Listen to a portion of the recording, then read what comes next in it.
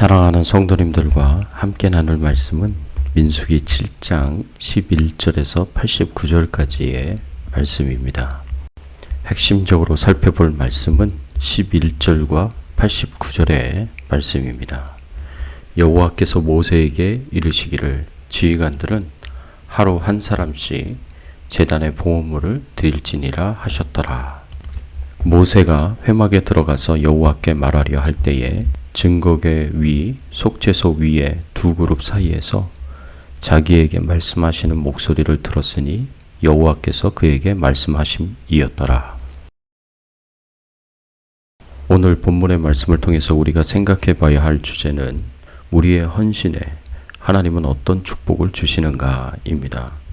민수기 7장은 이스라엘 백성들이 성막을 완성하고 하나님께 드리는 낙성식 날에 12지파 족장들이 성막 운반에 필요한 도구들을 하나님께 드린 것과 단의 봉헌을 위한 예물을 드린 내용이 기록이 되어 있습니다.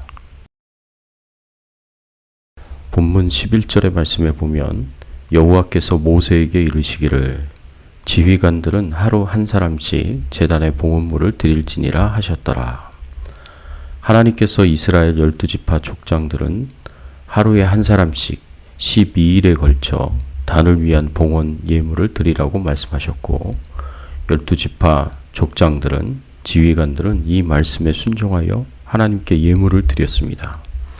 유다지파 족장이 맨 먼저 예물을 드렸고 납달리 지파의 족장이 맨 나중에 예물을 드렸는데 그 순서는 행군시의 순서와 같았습니다. 12지파 족장들이 바친 예물은 모두 은이 2400세겔, 금이 120세겔, 소가 36마리, 양이 144마리, 염소가 72마리였습니다. 이 예물들은 이스라엘 자손들이 진정 기쁜 마음과 자원하는 마음으로 기꺼이 하나님께 예물을 드린 것들이었습니다. 그런데 본문의 내용을 보면 12지파 족장들이 바친 예물이 동일했습니다. 그런데도 불구하고 12지파 족장들이 예물을 드릴 때마다 그 품목들을 매번 반복해서 기록하고 있습니다. 왜 그랬을까요? 그 이유를 두 가지로 생각해 볼 수 있는데 첫째는 하나님을 위한 헌신이 일시적인 것이 아니라 지속적인 것이 되어야 한다는 의미 때문입니다. 하나님께서는 이스라엘 12지파 족장들에게 하루에 한 사람씩 제단의 봉헌 예물을 드리라고 말씀하셨습니다. 이왕이면 쉽게 한꺼번에 드리면 편할 텐데 하나님께서 12명의 족장들로 하여금 굳이 12일간에 걸쳐 매일 한 사람씩 봉헌 예물을 드리게 하셨습니다. 그 이유는 하나님께 드리는 헌신은 일시적인 것이 아니라 지속적인 것이어야 함을 깨닫게 하기 위함이었습니다.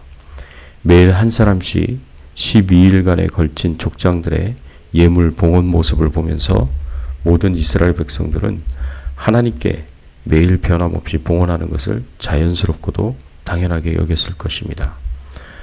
또 두 번째는 하나님을 위한 헌신에 모든 성도가 참여하였기 때문입니다. 본문 12절에서 83절의 말씀에 보면 유다 지파로부터 시작해서 납달리 지파까지 12지파가 12일에 걸쳐서 봉헌 예물을 드린 것을 기록하고 있는데 그 내용을 보면 지파의 이름이 다른 것을 제외하면 예물의 종류나 분량까지 완전히 일치하고 있습니다. 그렇다면 굳이 이렇게 12번씩이나 소개하지 않아도 될 텐데 반복해서 각 지파의 이름을 들어서 길게 기록한 이유가 무엇일까요? 그것은 12지파의 이름을 일일이 기록함으로 모든 이스라엘 백성들이 봉헌 예물을 드리는 일에 하나도 빠짐없이 참여하였음을 강조하기 위해서입니다. 하나님께서는 어떠한 사람이 많은 예물을 드리는 것보다 하나님의 백성이 한 사람도 빠짐없이 모두 봉헌에 참여했다는 것이 더욱 소중하고 기쁜 일이었습니다. 이렇게 이스라엘 백성들이 지속적으로 한 사람도 빠짐없이 하나님께 예물을 드리고 헌신하였을 때 하나님께서는 이스라엘 백성들을 어떻게 축복하십니까? 하나님께서는 하나님의 백성들을 향하여 말씀해 주십니다. 오늘 본문 89절의 말씀에 보면 모세가 회막에 들어가서 여호와께 말하려 할 때에 증거궤 위 속죄소 위에 두 그룹 사이에서 자기에게 말씀하시는 목소리를 들었으니 여호와께서 그에게 말씀하심이었더라. 하나님께서 모세에게 법궤 위 속죄소의 두 그룹 사이에서 말씀을 주셨습니다. 언약궤는 성소 중에서도 지성소에 있었습니다. 지성소는 하나님이 거하시는 곳으로 지극히 거룩한 곳이었습니다. 공식적으로 이스라엘의 대제사장만이 이스라엘의 모든 죄를 용서받기 위해 1년에 한 번 들어갈 수 있는 곳이었습니다. 언약궤가 바로 이 지성소에 있었습니다. 그리고 이 언약궤 뚜껑 윗부분에 두 그룹이 서로 마주보며 날개를 마주한 부분을 가리켜 은혜의 보좌, 즉 시은좌라고 부릅니다. 이 시은좌에 하나님께서 항상 임재하시고 좌정하십니다.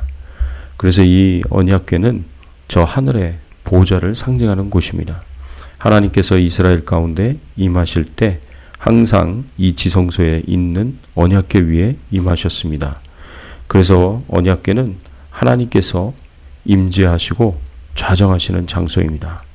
그리고 언약궤는 하나님이 임재하시는 곳일 뿐만 아니라 하나님이 말씀하시는 곳이기도 합니다. 이 시은자에 하나님께서 임재하시는 곳이고 또 이스라엘 백성들에게 말씀하시는 곳임을 출애굽기 25장 22절에 보면 이렇게 말씀하고 있습니다. 거기서 내가 너와 만나고 속죄소 위 곧 증거궤 위에 있는 두 그룹 사이에서 내가 이스라엘 자손을 위하여 네게 명령할 모든 일을 네게 이르리라. 하나님의 말씀이 임하는 곳에 하나님의 은혜가 임하고 하나님의 축복이 임하게 됩니다. 하나님의 말씀이 끊어지고 하나님의 도우심이 끊어지는 곳은 반드시 죄악이 들끓게 되어 있고 재앙이 끊어지지 않는 곳이 됩니다. 그러나 반면에 하나님께서 말씀하시고 그 말씀으로 하나님의 은혜가 임하고 늘 성도를 향한 하나님의 도우심이 있는 곳에는 죄악이 떠나갑니다. 재앙이 떠나갑니다. 평화와 번영과 안식이 주어지게 되어 있습니다. 소돔과 고모라를 생각해 보십시오. 하나님의 말씀이 없는 소돔과 고모라는 부도덕하여 범죄가 들끓는 곳이었습니다. 결국 하나님의 심판으로 재앙으로 멸망한 도시가 되었습니다. 반면에 하나님이 말씀을 주시고 그 말씀에 귀 기울이고 늘 하나님의 도우심이 임하였던 다윗의 시대에는 이스라엘의 가장 큰 번영의 시기요 평화와 안식의 시대가 되었습니다. 그래서 대대로 유대인들은 이렇게 다윗 시대 때 누렸던 영광을 그리워하며 메시아가 오면 이 영광을 다시 회복하게 될 것이라고 생각하고 소원했습니다. 우리도 이처럼 하나님의 말씀을 가까이 하고 그 말씀의 은혜를 받는 자가 되어야 합니다. 늘 하나님의 도우심을 구하고 그 도우심으로 살아가는 자들이 되어야 합니다. 그때의 우리의 인생은 하나님의 은혜로 번성하는 시기를 맞이하게 될 것입니다. 우리 가정도 마찬가지고 우리 삶도 마찬가지입니다. 그리할 때에 모든 죄악들이 떠나가고 재앙들이 틈타지 못하고 떠나가게 됩니다. 평화와 번영과 안식이 주어지는 것입니다. 우리 성도님들의 모든 삶에 이렇게 평화와 번영과 안식이 충만하시기를 바랍니다. 특히 우리가 하나님의 말씀에 귀 기울이고 듣고 말씀을 보고 묵상하며 살다 보면 이 말씀이 때로는 내 마음속 깊은 곳을 찌르고 책망할 때가 있고 그 말씀이 나를 위로하고 격려할 때가 있고 또 그 말씀이 내 안에 있는 영적 생명을 더욱 강력하게 할 때가 있습니다. 이것은 모두 우리가 보고 듣고 묵상하는 말씀을 통해서 성령 하나님께서 행하시는 일들입니다. 이렇게 말씀을 가까이 하여서 말씀에 내 생각과 내 마음과 내 삶을 노출시키면 때때로 내 마음에 부딪히는 말씀들을 보고 듣게 됩니다.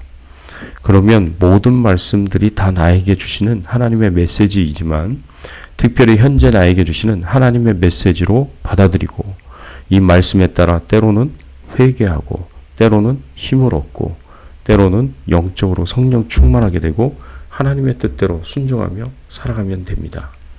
그러면 성령 하나님이 말씀을 통해서 우리의 신앙을 자라게 할 것이고 강건하게 만들어 줄 것입니다.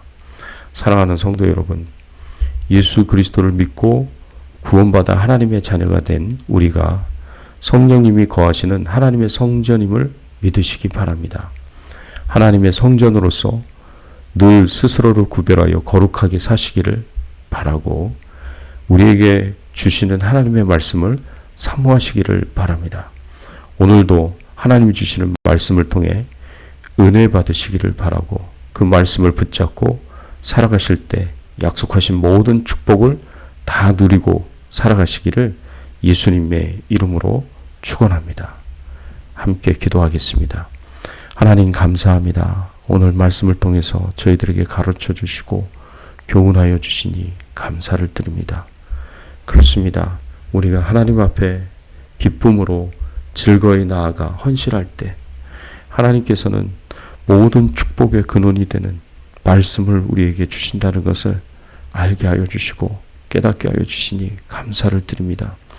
말씀이 없는 곳에, 말씀이 임하지 않은 곳에는 모든 죄악이 들끓고 하나님의 재앙과 심판이 임하지만 하나님의 말씀이 임하고 그 말씀이 풍성한 곳에는 하나님이 주시는 위로와 격려와 용기와 힘이 있고 그리고 축복과 평안과 은총이 있음을 저희들로 하여금 다시 한번 생각하게 하시니 감사를 드립니다.